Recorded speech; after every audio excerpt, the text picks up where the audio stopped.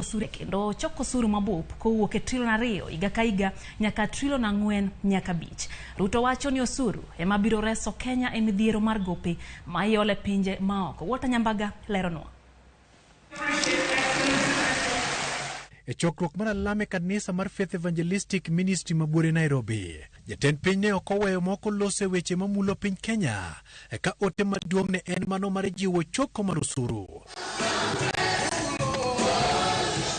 Ruto wacho no sebedo kolalruok gi migawo ma choko osuru KRA mondo jiw kendo choko mar osuru ma ok tin ne trilion 4 higa ka higa.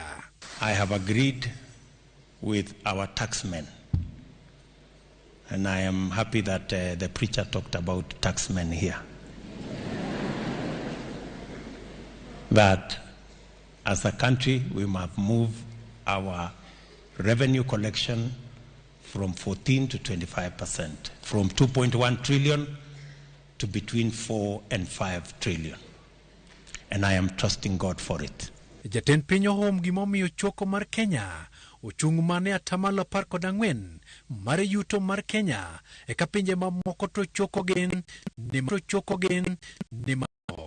As a country we must move our revenue collection from 14 to 25%, from 2.1 trillion to between 4 and 5 trillion.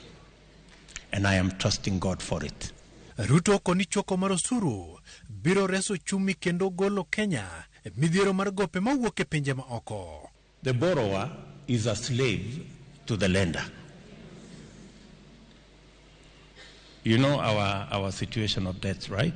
I want you to pray for our nation so that we can move our revenue from 14% to 25%, because that is where countries like ours are.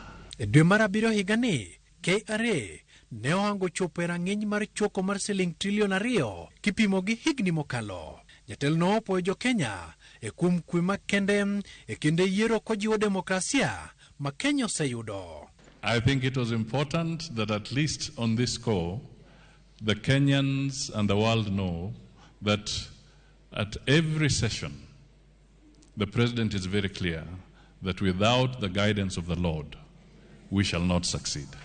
For the peace that surpasses every human understanding that came through for us in this election, to continue to do so for our country. Walter Nyambaga, Ramogi TV.